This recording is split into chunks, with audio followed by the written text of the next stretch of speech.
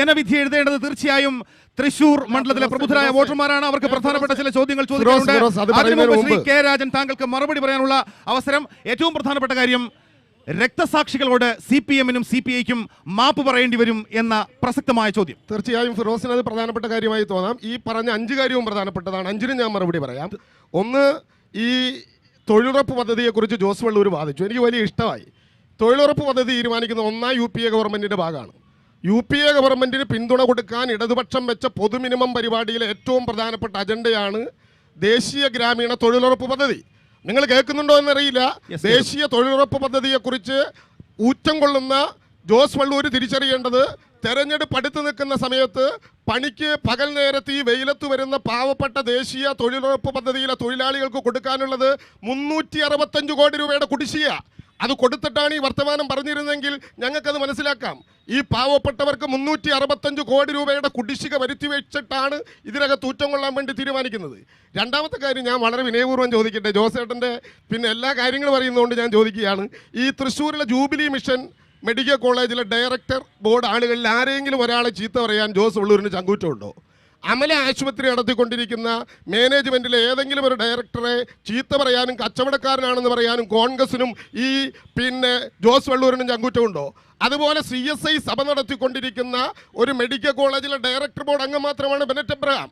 അത് അമല കോളേജിലെ ഡയറക്ടറെ പോലെ, ഈ ജൂബിലി മിഷൻ ആശുപത്രിയിലെ ഡയറക്ടറെ പോലെ കാരക്കോണത്തെ ഒരു ഡയറക്ടറായി പ്രവർത്തിച്ചു എന്നത് മാത്രമാണ് അദ്ദേഹം ചെയ്ത കുറ്റം. രക്തസാക്ഷികളെ കേരളം മുഴുവൻ കൊണ്ടു നടന്ന് അവരുടെ ശവ കുടീരവും ശവ ഘോഷയാത്രയും നടത്തിയ പാരമ്പര്യം ഇടതുപക്ഷത്തിനില്ല. ആ പാരമ്പര്യം മരിച്ചുപോയ രാജീവ് ഗാന്ധിയുടെയും ഇന്ദിരാഗാന്ധിയുടെയും ചിതാഭസ്മം കൊണ്ടുവന്ന് വോട്ട് പിടിച്ച കോൺഗ്രസ് എന്ന രാഷ്ട്രീയ പ്രസ്ഥാനത്തിനാണ്. ആ കുംഭമൊന്ന് താഴെ വെക്കാതെ കെട്ടിപ്പിടിച്ച് ഈ കേരളം മുഴുവൻ യാത്ര ചെയ്തിട്ടാണ് 91-ലും 84-ലും ജയിച്ചത്. ഞാൻ പറഞ്ഞോട്ടെ, ഈ പറഞ്ഞതിന് മറുപടി പറയാം. MN ഗോവിന്ദൻ നായരെയും TV തോമസിനെയും കുറിച്ചൊന്നും അങ്ങനെ പറഞ്ഞു പോകണ്ട. 60-ലല്ല 69-ൽ അങ്ങനെ ആരോപണം ഉന്നയിച്ചപ്പോൾ പുറത്താക്കിയതല്ല സപ്തകക്ഷി മുന്നണിയിൽ നിന്ന്. ഈ കേരളത്തിൻ്റെ ചരിത്രത്തിൽ ആദ്യമായി ഒരു ആരോപണം ഉന്നയിക്കപ്പെട്ടപ്പോൾ 2 മന്ത്രിമാർ സഭയ്ക്കകത്ത് എഴുന്നേറ്റു എന്ന് പ്രഖ്യാപിച്ചു, ഞങ്ങൾ രാജിവെക്കുന്നു ഈ സഭയിൽ നിന്ന്. നിങ്ങൾക്ക് സൗകര്യമുള്ളവരെ കൊണ്ട് അന്വേഷണം നടത്തി ഞങ്ങളെ കുറ്റക്കാരല്ലെന്ന് തീരുമാനിക്കും വരെ ഈ ഗവൺമെൻറ്റിലേക്കില്ല. അച്യുതാമേനോൻ ഗവൺമെൻറ്റിലേക്ക് അവർ തിരിച്ചു വന്നത് അന്വേഷണം നടത്തി അഗ്നിവിശുദ്ധി നേടിയ സീതാദേവിയെ പോലെ കുറ്റക്കാരനല്ലെന്ന് ബോധ്യപ്പെട്ടാണ് MN-ഉം TV-യും കേരളത്തിലെ ഗവൺമെൻറ്റിലേക്ക് തിരിച്ചു വന്നത്. അല്ലെങ്കിൽ അവർക്ക് ആ ഗവൺമെൻറ്റിൽ തുടരാമായിരുന്നു. ഇന്ത്യ മുഴുവൻ ഹാരം പേടിച്ച് മാർച്ച് നടത്തി അതിൻ്റെ എണ്ണം കൊണ്ട് അഴിമതിയെ നേരിടാമായിരുന്നു. അങ്ങനെ നേരിട്ടില്ലല്ലോ. രാജയെ ജയിലിലേക്ക് വിട്ടതിൻ്റെ ഉത്തരവാദിത്വമൊന്നും ഇവർക്കല്ല. കൽക്കരി കുംഭകോണത്തിൽ പ്രധാനമന്ത്രിയുടെ ഓഫീസിന് പങ്കുണ്ട് എന്നാണ് CAG പ്രഖ്യാപിച്ചത്. പ്രധാനമന്ത്രി പിന്നെ ഒന്നും മിണ്ടാത്തതുകൊണ്ട് ഭാഗ്യമാണ്. അദ്ദേഹം മൗനിയായിട്ടിരിക്കുന്നത് കൊണ്ട് ഒരു പ്രശ്നത്തിന് മറുപടി പറയണ്ട.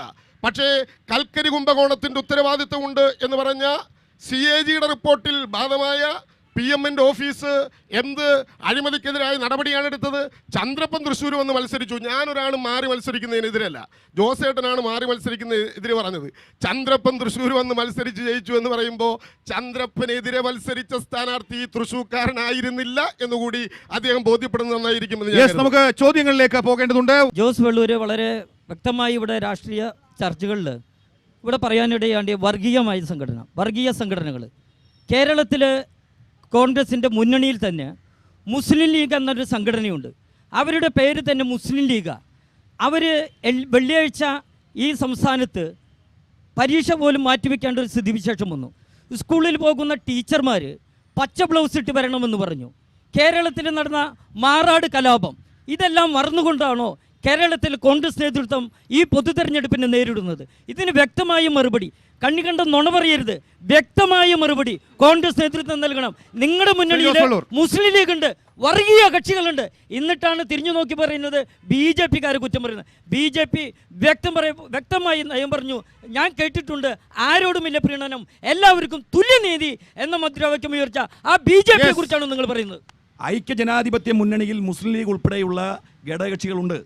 കേരളത്തിൽ SNDP എന്ന് പറയുന്നത് ഒരു സംഘടന, NSS എന്ന് പറയുന്ന ഒരു സംഘടന, നിരവധി ജാതി സംഘടനകൾ ഈ രാജ്യത്തുണ്ട്. പക്ഷെ അവരൊന്നും രാഷ്ട്രീയ അധികാരത്തിന് വേണ്ടി ജാതിയുടെ, മതത്തിൻ്റെ, ഭാഷയുടെ, വർഗത്തിൻ്റെ പേരൊന്നും പറയുന്നില്ല. ഇവിടെ നരേന്ദ്രമോദി എന്ന് പറയുന്ന ഗുജറാത്തിലെ മുഖ്യമന്ത്രി അദ്ദേഹം പറഞ്ഞത്, അദ്ദേഹം എഴുതിയത്, അദ്ദേഹം പറഞ്ഞത് കേട്ടത്, നേരിട്ട് കേട്ട വാചകം ഞാൻ പറയാം. ഒരു ഹിന്ദു മരിച്ചാൽ എൻ്റെ ഹൃദയം എൻ്റെ നെഞ്ച് പിടയും. മറിച്ച് ഒരു ക്രിസ്ത്യാനി മരിച്ചാൽ, ഒരു മുസ്ലിം മരിച്ചാൽ എൻ്റെ കാറിൻ്റെ മുന്നിലേക്ക് അപ്രതീക്ഷിതമായി വന്ന് ചാടി വീഴുന്ന ഒരു പൂച്ച ചതഞ്ഞറിഞ്ഞത് പോകുന്ന പോലെ എനിക്ക് തോന്നുള്ളൂ എന്ന് പറഞ്ഞ ഒരാൾ മുഖ്യമന്ത്രിയായാൽ, ആ മുഖ്യമന്ത്രി ഇന്ത്യയുടെ പ്രധാനമന്ത്രിയായാൽ ഈ രാജ്യത്ത് നമ്മൾ ഉയർത്തിവിട്ട മതേതരത്വ സങ്കല്പം തകരും. ഇവിടെ നേരത്തെ പ്രിയപ്പെട്ട ശ്രീ രാജൻ സൂചിപ്പിച്ചപ്പോൾ ഒരു കാര്യം വളരെ ലാഘവബുദ്ധിയോടെ പറഞ്ഞു. രാജീവ് ഗാന്ധിയുടെയും ഇന്ദിരാഗാന്ധിയുടെയും ചിതാഭസ്മം കൊണ്ടുപോയി വോട്ട് വാങ്ങിയെന്ന്. രാജീവ് ഗാന്ധിയും ഇന്ദിരാഗാന്ധിയും പിടഞ്ഞു വീണ് മരിച്ചത് എന്തിനാണെന്ന് ഇന്ത്യയിലെ ലോകത്തിലെ മുഴുവൻ ജനങ്ങളും ഒരുപോലെ ആദരിക്കുന്നവ. ഈ നാടിൻ്റെ വർഗീയ വിഘടന വിധ്വംസക ശക്തികൾക്കെതിരെയുള്ള പോരാട്ടത്തിന് നേതൃത്വം കൊടുത്തുകൊണ്ട് തൻ്റെ സ്വന്തം അംഗരക്ഷകന്മാരിൽ സിഖുകാരുണ്ടെന്നപ്പോൾ പോലീസുകാർ പറഞ്ഞപ്പോൾ എൻ്റെ കൂടെയുള്ളവർ ആരുമായിക്കോട്ടെ, ഏത് ജാതിയിൽപ്പെട്ടവരാകട്ടെ, പഞ്ചാബിലെ സുവർണക്ഷേത്രവുമായി ബന്ധപ്പെട്ട പട്ടാള നടപടിക്ക് ശേഷം സിഖ് സമുദായത്തിനുണ്ടായ ആ വേദന മനസ്സിലാക്കിക്കൊണ്ട് സിഖ് സമുദായം പ്രതികരിക്കുമെന്ന് ബോധ്യപ്പെട്ടപ്പോൾ സ്വന്തം അംഗരക്ഷകർ സിഖ് സമുദായത്തിൽപ്പെട്ടവരെ മാറ്റണമെന്ന് ഇന്റലിജൻസിന്റെ റിപ്പോർട്ട് ഉണ്ടായിട്ട് പോലും ഏത് സമുദായത്തിൽപ്പെട്ടവരാണെങ്കിലും എനിക്ക് വിരോധമില്ല എന്ന് പറഞ്ഞ് ആ സിഖ് സമുദായം നേതൃത്വം കൊടുത്ത രണ്ട് പേര് വെടിയുണ്ട ഉതിർത്തിട്ടാണ് പിടഞ്ഞ് വീണ് മരിച്ചത് ഇന്ദിരാജി. ശ്രീപെരുമ്പത്തൂരിൽ വെച്ച് ആയിരക്കണക്കിന് കഷ്ണങ്ങളായി രാജീവ് ഗാന്ധി മരിച്ചു വീണത് അധികാരം നിലനിർത്താനല്ല. അപ്പൊ അത്തരം രണ്ട് രക്തസാക്ഷികളാണ് ഇന്ത്യയിലെ പൊതു സമൂഹം രാഷ്ട്രീയത്തിന് അതീതമായി അവരെല്ലാവരും ഒരുപോലെ ആദരിക്കുന്ന രണ്ട് വിശിഷ്ട വ്യക്തിത്വങ്ങളാണ്. അവരുടെ ചിതാഭസ്മം കൊണ്ടുപോയത് ലാഘബുദ്ധിയോടെ പറയുന്നത് രാജനെ പോലെയുള്ള പൊതുപ്രവർത്തകന്മാർ. രാജ ഇതിന്റെ ഇടയിൽ കയറി സംസാരിക്കണ്ട. രാജ സംസാരിച്ചപ്പോൾ ഞാൻ മിണ്ടാടുന്നു. ഇവിടെ നമ്മൾ മുന്നോട്ട് വയ്ക്കുന്ന കാര്യം, ഇന്ത്യൻ നാഷണൽ കോൺഗ്രസ് അധികാരത്തിൽ വരണമെന്ന് പറയുന്നതിൻ്റെ പ്രധാനപ്പെട്ട കാര്യം മറ്റ് പാർട്ടികൾ വരണ്ട എന്നല്ല. നമ്മൾ ഇന്ന് താമസിക്കുന്ന നമ്മുടെ നാട് ഇതുപോലെ മുന്നോട്ട് പോകണമെങ്കിൽ ജാതിയുടെ അടിസ്ഥാനത്തിൽ ജനങ്ങളെ വേർതിരിക്കാത്ത ഒരു സംവിധാനം ഉണ്ടാകണമെങ്കിൽ ഇന്ദിരാഗാന്ധിയുടെയും രാജീവ് ഗാന്ധിയുടെയും ഒന്നും രക്തസാക്ഷിത്വത്തിനോട് നാട്ടിൽ സാമൂഹ്യ പ്രവർത്തനം നടത്തുന്ന ഒരു രാഷ്ട്രീയക്കാരൻ എന്ന രീതിയിൽ ഒരു മോശമായ അഭിപ്രായ പ്രകടനവും ഞാൻ നടത്തിയിട്ടില്ല. പക്ഷെ ഒരു കാര്യം ഇവിടെ പറയാൻ വിട്ടുപോയി. ഈ ഭീകരമായ ആക്രമണത്തിന് ശേഷം നാടിനു വേണ്ടി രക്തസാക്ഷിയായ രണ്ടാളുകളുടെ പേര് പറഞ്ഞ് സിഖുകാരായ മുഴുവൻ മനുഷ്യരെയും നടത്തിയ വംശഹത്യയെക്കുറിച്ച് കോൺഗ്രസ് എന്താ പറയാത്തെ? ആ ചരിത്രം രേഖപ്പെടുത്തിയാണല്ലോ. പണിക്ക് പോകുന്നവൻ തലപ്പാവും തൊപ്പിയും വെച്ചാൽ അവനെ ആക്രമിച്ചു കൊല്ലുന്ന നടപടി ഡൽഹിയിലും പഞ്ചാബിലും ഉണ്ടായില്ലേ? ഒരാൾ മരിച്ചതിന്റെ പേരിൽ ആയിരക്കണക്കിന് പാവപ്പെട്ടവരെ വംശഹത്യ നടത്തിയത് കോൺഗ്രസ് എന്ന രാഷ്ട്രീയ പ്രസ്ഥാനമാണ്. അത് മറന്നൊന്നും പോകണ്ടാരും. തൃശ്ശൂർ ജില്ലയുടെ വികസനങ്ങളുള്ള കാര്യങ്ങളിലേക്ക് ഇവരാരും വരുന്നില്ല. തൃശ്ശൂർ ജില്ലയുടെ കേന്ദ്രത്തിലേക്കാണ് ഇലക്ഷൻ നടക്കുന്നതെങ്കിലും പരമപ്രധാനമായിട്ട് നമ്മൾ കാണേണ്ടത് തൃശ്ശൂർ നിയോജകമണ്ഡലത്തിന്റെ വികസനമാണ്. ആ വികസനത്തിൽ ഏറ്റവും പ്രധാനപ്പെട്ട ഒരു വിഷയം NHന്റെ വികസനവുമായി ബന്ധപ്പെട്ട് 1050 പാവപ്പെട്ട ജനങ്ങൾ കുടിയിറക്കി. 10 കൊല്ലത്തോളമായി വികസനം എന്ന് പറയുന്നു. ഒരു കല്ലിടാൻ പോലും കഴിഞ്ഞില്ല. മാത്രമല്ല 1050 ആൾക്കാരെ കുടിയിറക്കിയിട്ട് ആ കുടിയിറക്കപ്പെട്ടവരിൽ പുറമ്പോക്കുകാരുണ്ട്.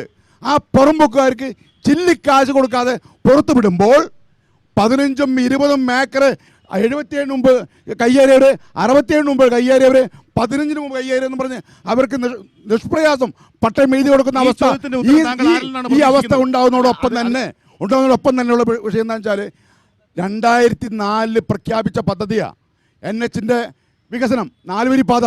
ഈ 4 വരി പാതയെ സംബന്ധിച്ച് 10 കൊല്ലം കോൺഗ്രസ് ഭരിച്ചിട്ട് ഒരു കല്ലിടാൻ പറ്റാത്ത കോൺഗ്രസ് ആണോ വികസനത്തിന്റെ പേര്? രണ്ടാമത്തെ കാര്യം 35 കൊല്ലം ബംഗാൾ ഭരിച്ചിട്ട്, അടുത്ത വർഷം ഭരിച്ചിട്ട് ആ ബംഗാളികൾ മുഴുവൻ ഇന്ന് കേരളത്തിലാ. ഇവരുടെ ഭരണത്തിന്റെ ഗുണം. മൂന്നാമത്തെ കാര്യം, ഇന്ന് കോൺഗ്രസ് 55 കൊല്ലക്കാലം കോൺഗ്രസ് ഭരിച്ചിട്ട് ഇന്ന് പരസ്യം TV കാണുന്ന പരസ്യം എന്താ? കക്കൂസ് ഉണ്ടാക്കിയ പരസ്യം, കോൺഗ്രസിന്റെ പരസ്യം. ഞങ്ങൾ ഇന്ന് കക്കൂസ് ഉണ്ടാക്കി.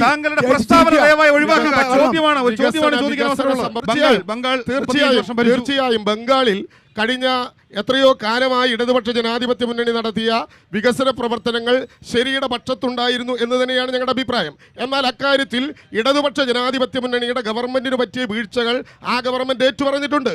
അത് തിരുത്തുന്ന നടപടിയുമായി ആ ഗവൺമെന്റ് മുന്നോട്ട് പോകും. പക്ഷേ ഇവിടെ സൂചിപ്പിച്ചു ഇതിന്റെ കൂട്ടത്തിൽ നാഷണൽ ഹൈവേയുടെ വികസനത്തെക്കുറിച്ച്.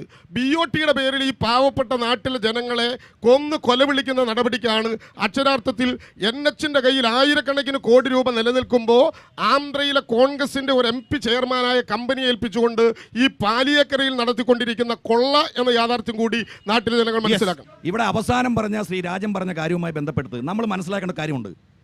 2004 അതുവരെ ഭരിച്ചിരുന്നത് BJPയുടെ സർക്കാരാണ്. വാജ്പേയിയാണ് പ്രധാനമന്ത്രി. ഇന്ത്യയിലാകമാനം BOT എന്ന് പറയുന്ന സിസ്റ്റം കൊണ്ടുവരാൻ നേതൃത്വം കൊടുത്തത് BJP സർക്കാരാണ്. ഞങ്ങൾ കോൺഗ്രസ്സുകാർ അതിനെതിരൊന്നുമല്ല. അന്ന് എഗ്രിമെൻ്റ് വെച്ച് നേരത്തെ ഇവിടെ രാജൻ പറഞ്ഞതുപോലെ കോൺഗ്രസിൻ്റെ MP ആണെങ്കിൽ വാദത്തിന് വേണ്ടി സമ്മതിക്കുന്ന ആ MP-ക്കാണെങ്കിലും ഒരു എഗ്രിമെൻ്റ് വെച്ച് BOT വ്യവസ്ഥകളോടെ ഈ നാടിൻ്റെ വികസനത്തിന് വേണ്ടി, റോഡ് വികസനത്തിന് വേണ്ടി തീരുമാനമുണ്ടാക്കിയതും അത് പാർലമെൻറ്റിൽ അവതരിപ്പിച്ചതും ബില്ലാക്കിയതും അത് നേതൃത്വം കൊടുത്തതും BJP സർക്കാരാണെന്നുള്ള കാര്യം മറക്കരുത്. പിന്നെ ഇത് കഴിഞ്ഞതിന് ശേഷം പാലിയേക്കര ടോളും എടപ്പള്ളി ടോളും എഗ്രിമെൻ്റ് വെച്ചത് ആരാണെന്ന് മനസ്സിലാക്കണം. പറയട്ടെ ഇരിക്ക് ചേട്ടാ, ഇരിക്ക്. അദ്ദേഹത്തിന്റെ ചോദ്യം 1080 വരെ കുടിയൊഴിപ്പിച്ചതാണ്. പറയാം. ഈ കഴിഞ്ഞ 2006 മുതൽ 2011 വരെ കേരളം ഭരിച്ച VS അച്യുതാനന്ദന്റെ സർക്കാരാണ് പാലിയേക്കര ടോളിനും എടപ്പള്ളി ടോളിനും എഗ്രിമെന്റ് വെച്ചത്. തർക്കമില്ല. ഇത് കഴിഞ്ഞതിന് ശേഷം CPIയുടെ ചില സുഹൃത്തുക്കളും BJPയുടെ ചില സുഹൃത്തുക്കളും ചില നക്സൽ സംഘടനകളും സമരം നടത്തുന്നു, നമ്മൾ നിഷേധിക്കുന്നില്ല. ശ്രീ PC ചാക്കോ MP ആയിരുന്ന കാലഘട്ടത്തിൽ ടോളിന് ചാർജ് വർദ്ധിപ്പിച്ചപ്പോ ശക്തമായി സമരത്തിന് നേതൃത്വം കൊടുത്തവരാണ് ശ്രീ PC ചാക്കോ. ഒരു സംശയം വേണ്ട. 1050 ആൾക്കാർ വഴിയിലിറക്കി വിട്ടിട്ട് ടോൾ വിടുക. നിങ്ങൾ ആ ആൾക്കാരിന് പരിപാടി കിടക്കുക.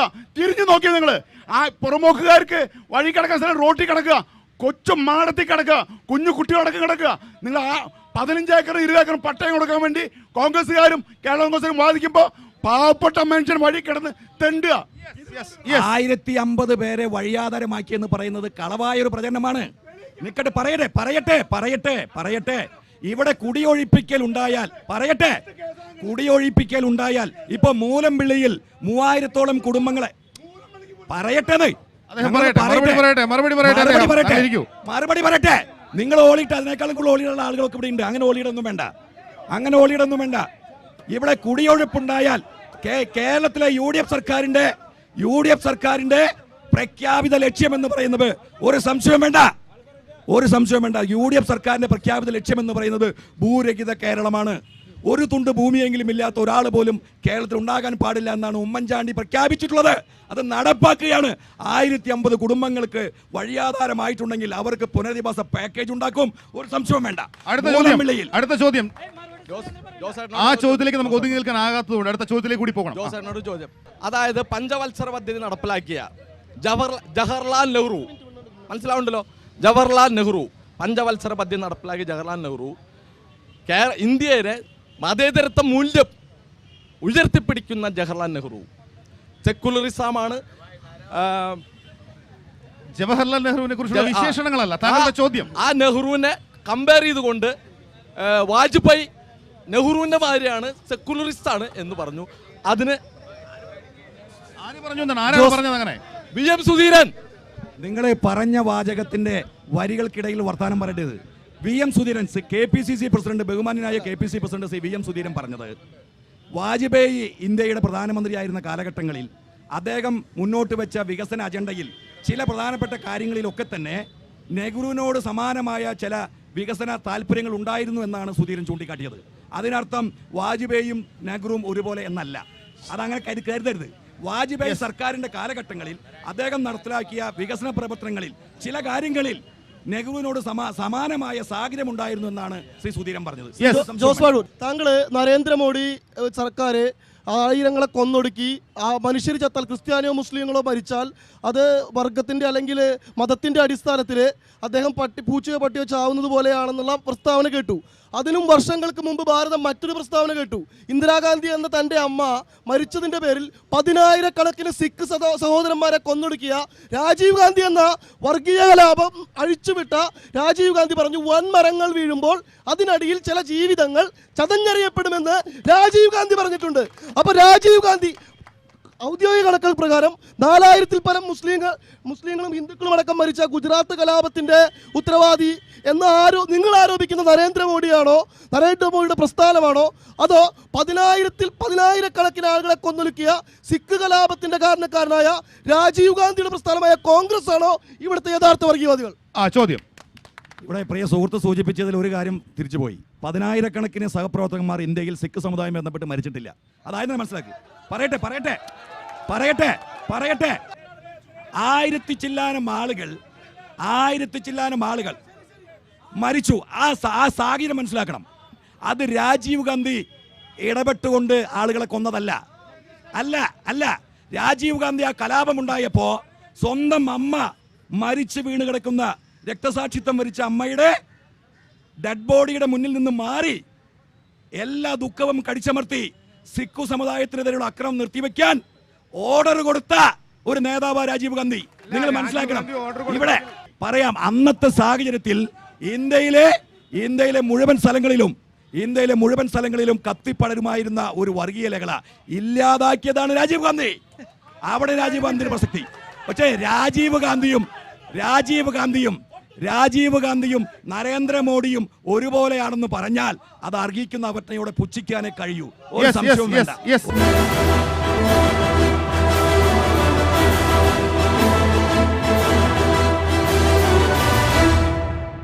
തൃശ്ശൂർ പാർലമെന്റ് മണ്ഡലത്തിലേക്ക് മത്സരിക്കുന്ന സ്ഥാനാർത്ഥികൾക്ക് വേണ്ടിയിട്ട് ഇവിടെ എത്തിയിട്ടുള്ള നിങ്ങൾക്ക് തൃശ്ശൂർ പാർലമെന്റ് മണ്ഡലത്തിൽ എന്ത് വികസന പ്രവർത്തനങ്ങൾ നിങ്ങൾ നടത്തും, അല്ലെങ്കിൽ നിങ്ങൾ എന്ത് ചെയ്യും? ഇവിടെ ഞങ്ങൾ നാട്ടുകാരെ പാർലമെന്റ് മണ്ഡലത്തിലെ വോട്ടർമാരുണ്ട്. നിങ്ങൾക്ക് എന്ത് ചെയ്യാൻ കഴിയും, അല്ലെങ്കിൽ നിങ്ങൾ എന്ത് ചെയ്തു? അല്ലെങ്കിൽ ആഹാരം, വസ്ത്രം, പാർപ്പിടം, മനുഷ്യന്റെ അടിസ്ഥാനപരമായ സൗകര്യങ്ങൾക്ക് വേണ്ടിയിട്ട് നിങ്ങൾ എത്ര വർഷം കൊണ്ട് എന്ത് ചെയ്തു, അല്ലെങ്കിൽ നിങ്ങൾ എന്ത് ചെയ്യും എന്നതിനെ കുറിച്ച് പറയാണ്ട് 13 വർഷം ഭരിക്കുന്ന നരേന്ദ്രമോദിയെ കുറിച്ചോ ത്രിപുരയെ കുറിച്ചോ ബംഗാളിനെ കുറിച്ചോ അല്ല ഇവിടെ സംസാരിക്കുന്നത്. തൃശ്ശൂർ പാർലമെന്റ് ചോദ്യം വ്യക്തമാണ്. കഴിഞ്ഞ 5 വർഷക്കാലം ശ്രീ PC ചാക്കോ ഇവിടെ MP ആയിരുന്ന കാലഘട്ടങ്ങളിൽ തൃശ്ശൂരിനുണ്ടായ പുരോഗതി ഒരുപാട് എണ്ണം പറയാനുണ്ട്. പ്രത്യേകിച്ച് ഏറ്റവും അവസാനം 430 കോടി രൂപയുടെ പൊന്നാനി തൃശ്ശൂർ കോൾ വികസന പാക്കേജ്, തൃശ്ശൂർ റെയിൽവേ സ്റ്റേഷന്റെ വികസനവുമായി ബന്ധപ്പെട്ട് 4ാമതൊരു പ്ലാറ്റ്ഫോം ഉണ്ടാക്കി 50 ലക്ഷം രൂപയുടെ വികസനം. മാത്രമല്ല 3 പുതിയ ട്രെയിനുകൾ. ആ ട്രെയിനുകൾക്ക് ഒല്ലൂര് പൂങ്കുന്നം ഇരിഞ്ഞാലക്കുട സ്റ്റോപ്പ്, 2 പാസഞ്ചർ ട്രെയിൻ, ഒരു മെമു എന്ന് പറയുന്ന 3 ട്രെയിൻ അനുവദിച്ചു PC ചാക്കോ. വിദ്യാഭ്യാസ മേഖലയിൽ കഴിഞ്ഞ 2 വർഷം 2012-2013 കാലയളവിൽ വിദ്യാഭ്യാസ മേഖലയിൽ നടത്തിയ ശ്രദ്ധേയമായ നേട്ടം, SSLC പരീക്ഷയിലും +2 പരീക്ഷയിലും പാസ്സായ വിദ്യാർത്ഥികൾക്ക് 6000 രൂപ വില വരുന്ന ടാബ്ലറ്റ് കൊടുത്തു. വിദ്യാഭ്യാസ മേഖലയുടെ വികസനത്തിന് വേണ്ടി നിരവധി സ്കൂൾ കെട്ടിടങ്ങൾക്ക്, നിരവധി പോളിടെക്നിക്കുകൾക്ക്, നിരവധി വിദ്യാഭ്യാസ സ്ഥാപനങ്ങൾക്ക് കെട്ടിടം പണിയാനും അടിസ്ഥാന സൗകര്യം ഉണ്ടാക്കാനും നിരവധി ഫണ്ടുകൾ കൊടുത്തു. അതാണ് വിദ്യാഭ്യാസ മേഖല ചെയ്ത കാര്യം. ഇനി ആരോഗ്യ മേഖലയിൽ നിരവധി ഹെൽത്ത് സെന്ററുകൾ, തൃശ്ശൂർ ജില്ലയിലെ 53 അംഗൻവാടികൾക്ക് ഫണ്ട് കൊടുത്തു. അതാണ് ഏറ്റവും പ്രധാനപ്പെട്ട നേട്ടം. 7 ലക്ഷം രൂപ വെച്ച് 53 അംഗൻവാടികൾക്ക് ഫണ്ട് കൊടുത്തു ആരോഗ്യ മേഖലയിൽ. അതുപോലെ തന്നെ ഹെൽത്ത് സെന്ററുകൾക്ക് പ്രവർത്തനം ആരംഭിക്കാൻ തീരുമാനിച്ചു, അതിനാവശ്യമായ ഫണ്ട് കൊടുത്തു. ഇങ്ങനെ ഓരോന്ന് പറഞ്ഞാൽ റോഡ് വികസനം, അടിസ്ഥാന സൗകര്യങ്ങൾ, വികസന പ്രവർത്തനങ്ങൾ പറയട്ടെ, വെള്ളത്തിന്റെ, വെളിച്ചത്തിന്റെ, വഴിയുടെ കാര്യങ്ങളിൽ, അടിസ്ഥാന സൗകര്യങ്ങൾ വികസിപ്പിക്കുന്ന കാര്യങ്ങളിൽ 1000 കോടി രൂപയുടെ വികസനമാണ് കഴിഞ്ഞ 5 വർഷം കൊണ്ട് പ്രിയപ്പെട്ട. ഇനി എന്തൊക്കെ ചെയ്യാൻ ഉദ്ദേശിക്കുന്നു എന്ന് ജനങ്ങൾക്കറിയണം. ഇനി എന്തൊക്കെ ചെയ്യാൻ ഉദ്ദേശിക്കുന്നു പറയാം. അതുപോലെ തന്നെ ഇനി ശ്രീ KP ധനപാലൻ ഇവിടെ MP ആവും എന്നുള്ള കാര്യത്തിൽ ഒരു തർക്കവുമില്ല. PC ചാക്കോ തുടങ്ങി വെച്ച വികസന പ്രവർത്തനങ്ങൾ പൂർത്തീകരിക്കുക. നമ്മളെ സംബന്ധിച്ച്, തൃശ്ശൂരിനെ സംബന്ധിച്ചിടത്തോളം ഏറ്റവും പ്രധാനപ്പെട്ട 2 പ്രധാനപ്പെട്ട കാര്യങ്ങളൊന്ന് ഗതാഗത തടസ്സം, 2 മലിനീകരണവുമായി ബന്ധപ്പെട്ട വിഷയം. ഈ 2 വിഷയങ്ങളിൽ ചാക്കോ തുടങ്ങി വെച്ച ചില പ്രവർത്തനങ്ങൾ, പദ്ധതികൾ അത് നടപ്പിലാക്കുക, സാക്ഷാത്കരിക്കുക എന്നുള്ളതാണ് മുഖ്യ അജണ്ട. മാത്രവുമല്ല, തൃശ്ശൂരിന്റെ പൊതുവായ വികസന കാര്യങ്ങളിൽ, പരമ്പരാഗത വ്യവസായ മേഖലകളിൽ, തൊഴിൽ മേഖലകളിൽ ഉണ്ടായിട്ടുള്ള ആ വളരെ വർഷങ്ങളായിട്ടുണ്ടായിട്ടുള്ള ഒരു അനാസ്ഥയ്ക്ക് പരിഹാരമുണ്ടാക്കാനുള്ള വളരെ ശ്രദ്ധേയമായ സാന്നിധ്യവും ശ്രദ്ധേയമായ മുന്നേറ്റവുമായി പ്രിയപ്പെട്ട ശ്രീ ധനപാലൻ മുന്നോട്ട് പോകും. ശ്രീ K രാജൻ, താങ്കൾക്ക് മറുപടി പറയാം. അല്ല, ഞാനേ വളരെ ചുരുങ്ങിയ കാര്യങ്ങളിൽ ഇവിടെ ജോസേട്ടൻ സൂചിപ്പിച്ചതുപോലെ ഇതുവരെ നടന്ന വികസനത്തെക്കുറിച്ചും ഇനി നടത്താനിരിക്കുന്ന വികസനത്തെക്കുറിച്ചും വളരെ ഹ്രസ്വമായി ചില കാര്യങ്ങൾ സൂചിപ്പിക്കാനുണ്ട്. PC ചാക്കോ കഴിഞ്ഞ 5 വർഷക്കാലം മുമ്പ് ഈ തൃശ്ശൂരിൽ വന്ന് മത്സരിക്കുമ്പോൾ ഇറക്കിയ മാനിഫെസ്റ്റോ, അതായത് അദ്ദേഹത്തിൻ്റെ സ്വന്തം പ്രകടന പത്രിക എൻ്റെ മുമ്പിൽ ഇരിക്കുന്നുണ്ട്. ഗതാഗത കുരുക്ക് മാറ്റും എന്ന് പറഞ്ഞു. ഞാൻ ആ ഗതാഗത കുരുക്കുമായി ബന്ധപ്പെട്ട ഒറ്റ കാര്യം വായിക്കാം. ഗതാഗത കുരുക്ക് തൃശ്ശൂരിൽ ഒഴിവാക്കാൻ 3 ഫ്ലൈ ഓവറുകൾ സ്ഥാപിക്കും. നഗരത്തിൽ ആകാശ സമാനമായ ഒരു ഫ്ലൈ ഓവർ, മറ്റൊന്ന് ഫ്ലൈയിങ് മേഖലയുമായ ഒരു ഫ്ലൈ ഓവർ, 3 KSRTCയിൽ നിന്ന് പൂത്തോളിലേക്ക് പോകുന്ന ഒരു ഫ്ലൈ ഓവർ, PC ചാക്കോ 5 വർഷക്കാലം മുമ്പ് നൽകിയ വാഗ്ദാനമാണ്. ഒരു ഫ്ലൈ ഓവറിൻ്റെയും കല്ല് ഇതുവരെ ഇട്ടതായി ഞങ്ങൾ എവിടെയും കണ്ടിട്ടില്ല. രണ്ടാമത്തെ കാര്യം ഞാനൊന്ന് പറഞ്ഞോട്ടെ, അല്ല പിന്നെ നിങ്ങൾ ഞാനൊന്ന് പറഞ്ഞോട്ടെ. ആരോഗ്യ മേഖലയിലെ വികസനവുമായി ബന്ധപ്പെട്ട് ഇവിടെ സൂചിപ്പിച്ചു. ആരോഗ്യ മേഖലയിലെ വികസനത്തിന്റെ കാര്യത്തിൽ മെഡിക്കൽ കോളേജ് ആരോഗ്യ സർവകലാശാലയായി മുളങ്കുന്നത്തുകാവിലേക്ക് മാറിയപ്പോൾ ഏറ്റവും പ്രധാനപ്പെട്ട വാഗ്ദാനം ഈ ജില്ലാ ആശുപത്രിയെ ജനറൽ ആശുപത്രിയാക്കുമെന്നായിരുന്നു.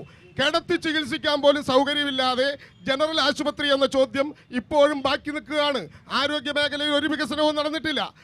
തൃശ്ശൂരിലെ റെയിൽവേ സ്റ്റേഷനിലെ വികസനം AC ജോസ് ആരംഭിച്ച്, ഞാൻ അവകാശപ്പെടുന്നില്ല ഞങ്ങളുടെ കാലത്താണെന്ന്, AC ജോസ് ആരംഭിച്ച് CK ചന്ദ്രപ്പൻ അവസാനിപ്പിച്ച 4ാമത്തെ പ്ലാറ്റ്ഫോമും 2ാമത്തെ ടിക്കറ്റ് കൗണ്ടറും PC ചാക്കോ ഉദ്ഘാടനം ചെയ്തതിൻ്റെ പേരിൽ അദ്ദേഹം അവകാശപ്പെട്ടാൽ ഒന്നും ഞങ്ങൾക്ക് ഇവിടെ പറയാൻ വേണ്ടി കഴിയില്ല. ഞാൻ പറയട്ടെ, ഇടതുപക്ഷ ജനാധിപത്യ മുന്നണിയുടെ കാലത്ത് 2 പ്രധാന പദ്ധതികൾ ഈ ലോക്സഭാ മണ്ഡലത്തിലേക്ക് വന്നു. ഇവിടെ മറുപടി പറയണം. ഒന്ന് സയൻസ് സിറ്റി, കൈനൂരിലാണ്, പുത്തൂരിലാണ് സയൻസ് സിറ്റി എന്ന ലോകോത്തര സ്ഥാപനം ആരംഭിക്കാൻ വേണ്ടി സ്ഥലമെടുത്തു. വേൾഡ് ഇന്റർനാഷണൽ എഡ്യൂക്കേഷൻ യൂണിവേഴ്സിറ്റി പുത്തൂരിൽ ആരംഭിക്കാൻ തീരുമാനിച്ചു. ആ 2 യൂണിവേഴ്സിറ്റികളിൽ ഒന്ന് science city. PC Chacko MP ആയിരിക്കുമ്പോൾ ഇടതുപക്ഷ ജനാധിപത്യ മുന്നണി കൊണ്ടുവന്ന സയൻസ് സിറ്റി ജോസ് കെ മാണിയുടെ മണ്ഡലമായ കുറുവിലങ്ങാടിലേക്ക് മാറ്റിക്കൊണ്ടുപോയി അവിടെ ഉമ്മൻചാണ്ടിയെ കൊണ്ട് ഉദ്ഘാടനം ചെയ്യിപ്പിച്ചു. ഈ തൃശ്ശൂരിലെ വിദ്യാഭ്യാസത്തിന് നഷ്ടപ്പെട്ട ഏറ്റവും പ്രധാനപ്പെട്ട സാധനമല്ലേ. ഇവിടെ പറഞ്ഞു +2 പാസ്സായ എല്ലാവർക്കും, ഞാൻ പറഞ്ഞോട്ടെ +2 പാസ്സായ എല്ലാവർക്കും ടാബ് കൊടുത്തു. ആരാ ടാബ് കൊടുത്തത്? ഈ തൃശ്ശൂരിൻ്റെ അന്തർവാഹിനിയായി യാത്ര ചെയ്യുന്ന നമ്മുടെ പാചകവാതക പൈപ്പ് ലൈനിൻ്റെ ചുമതലയേറ്റിരിക്കുന്ന ഗെയിൽ കോർപ്പറേഷൻ്റെ പേരിലാണ് ആ ടാബ് ഇവിടെ വിതരണം ചെയ്തതെന്ന് അതിന് പുറത്തിറക്കി വെച്ച സീലുണ്ട്. അതുകൊണ്ട് 5 വർഷക്കാലം ഇന്ത്യക്ക് ഉണ്ടായ വികസനത്തിനൊന്നും ലഭ്യമായിട്ടില്ല എന്ന് ഞങ്ങൾ പറഞ്ഞതല്ല. ഉമ്മൻചാണ്ടിയുടെ പടവുമായി ഇറങ്ങിയ 50,141 കോടി രൂപയുടെ വികസനത്തിൽ ഒരു പദ്ധതി പോലും തൃശ്ശൂർ പാർലമെന്റിൽ ഇല്ല. പരസ്യം കൊടുത്തത് കോൺഗ്രസ് ഗവൺമെന്റ് ആണ്.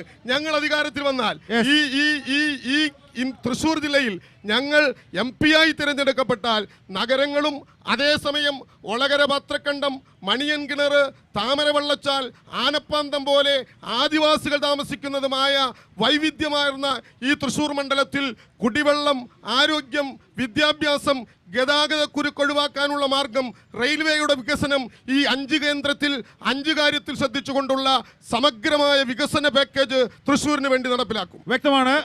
ഓക്കെ, താങ്കൾ പറയൂ, ചുരുക്കി പറയൂ. നമുക്ക് പറഞ്ഞു ഇപ്പോൾ ഇവിടുത്തെ ഏറ്റവും പ്രധാനപ്പെട്ടതാണ് കോൾ കർഷകരുടെ പ്രശ്നം. 400 കോടി കൊടുത്തു എന്ന് പറഞ്ഞ് PC ചാക്കോ പറയുന്ന 600 കോടി രൂപ അനുവദിച്ചു എന്ന്. ഈ അനുവദിച്ചു എന്ന് പറയുകയല്ലാണ്ട് കടലാസിലല്ലാണ്ട് ഇന്ന് വരെ ഇവിടുത്തെ കോൾ കർഷകർക്ക് എന്ത് കിട്ടി എന്നുള്ളത് നമുക്ക് എല്ലാവർക്കും അറിയാവുന്ന കാര്യമാണ്.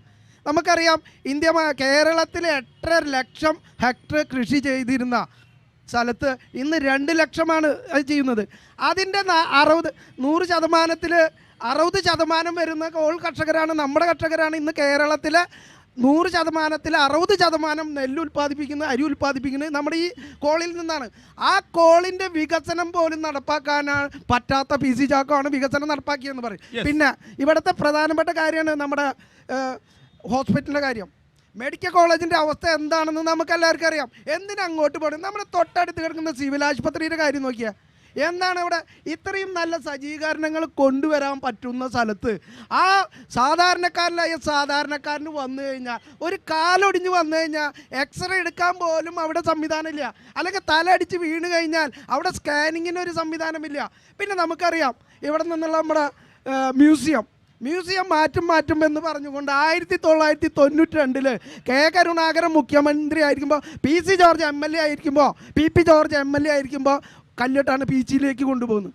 ആ 22 വർഷക്കാലം കഴിഞ്ഞ 2007 ഇവർ രാജാജിമാത്തി വന്നു. അത് ഒല്ലൂരാക്കി മാറ്റിയിട്ട് അവിടെ എന്ന് പറഞ്ഞാൽ അവിടെ ഒരു ഉദ്ഘാടനം ചെയ്തു. ഇതപ്പോൾ അതേപോലെ MP വിൻസെൻ്റ് വന്നു, സരിത അടക്കം വന്ന ഒരു ഉദ്ഘാടനം ചെയ്തു എന്നതല്ലാണ്ട് അതിന് 5 കോടി രൂപ അനുവദിച്ചു എന്ന് പറയുന്ന ആ മ്യൂസിയത്തിൻ്റെ കാര്യത്തിൽ 2.5 കോടി രൂപ തിരിച്ചു വക മാറ്റി ചെലവാക്കിയിരിക്കുന്നു. അപ്പോൾ വികസന പ്രവർത്തനത്തിൻ്റെ കാര്യത്തിൽ ഇവർ 2 കൂട്ടരും ഓരോ നാണയത്തിൻ്റെ തുല്യ വശങ്ങളാണ്. വികസനം നടപ്പാക്കണമെങ്കിൽ നമുക്കറിയാം അത് BJPയുടെ ഒരു ഗവൺമെൻറ് തന്നെ ഒരു MP BJP വരേണ്ടി വരും ഇവിടെ എന്നുള്ള കാര്യത്തിൽ യാതൊരു. അതുപോലെ തന്നെ ഗതാഗത കുരുക്ക് നമ്മുടെ ഇവിടെ രണ്ടാമത്തെ റിംഗ് റോഡിനുള്ള സമയം പണി തുടങ്ങിയിട്ട് എത്ര നാളായി, ഇതുവരെ ഒരു ഭൂമി എടുക്കുകയോ കാര്യം ഉണ്ടായിട്ടില്ല. അപ്പോൾ ഈ തൃശ്ശൂരിൻ്റെ പ്രധാനപ്പെട്ട കാര്യങ്ങളിൽ ഇവർക്ക് ജയിച്ചു പോവുക, PC ചാക്ക അവിടുന്ന് ജയിച്ചു പോയി വികസന പ്രവർത്തനങ്ങൾ ചെയ്തു എന്ന് പറയുന്നു. പക്ഷേ എന്ത് പ്രവർത്തനമാണെന്നുള്ളത് നമുക്കെല്ലാവർക്കും ചെറിയ ചെറിയ സ്കൂളിൽ ടാബ് കൊടുത്തു, അല്ലെങ്കിൽ അവിടെ ഇത് കൊടുത്തു, മറ്റൊരു കപ്പൽ മിഠായി മേടിച്ചു കൊടുത്തു. ഇതൊന്നല്ല വികസന പ്രവർത്തനം. ഒരു MP പണി ഇതൊക്കെ പഞ്ചായത്ത് മെമ്പർമാർ ചെയ്യും, അല്ലെങ്കിൽ അതിൻ്റെ മീതിയുള്ള കോർപ്പറേഷൻ മേയർ രാജമ്പല്ലം ചെയ്യും. സമയം ഏതാണ്ട് അവസാനിക്കുകയാണ്. അവസാനത്തെ ചോദ്യം LDF പ്രതിനിധിയോടാണ് എൻ്റെ ചോദ്യം.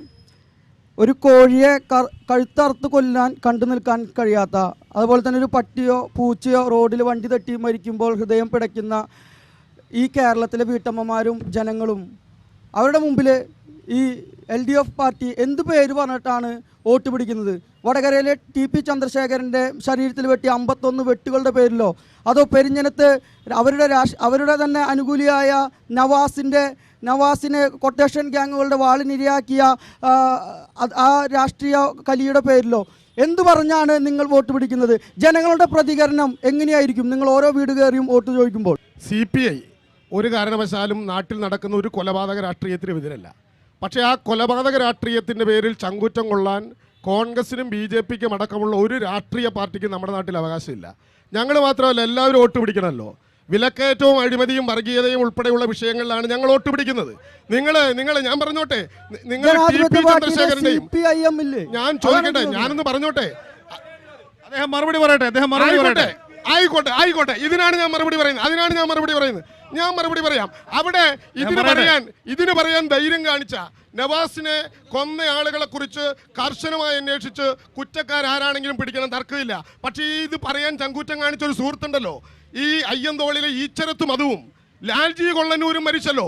കോൺഗ്രസിലെ ഗ്രൂപ്പ് വഴക്കിന്റെ രക്തസാക്ഷിയല്ലേ?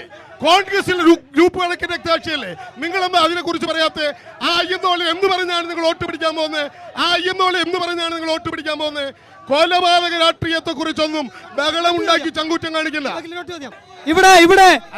ഉണ്ടാക്കിയിട്ടൊന്നും തോൽപ്പിക്കാൻ തീരുമാനിക്കണ്ട. മറുപടി പറഞ്ഞു പോകാൻ തൃശ്ശൂർ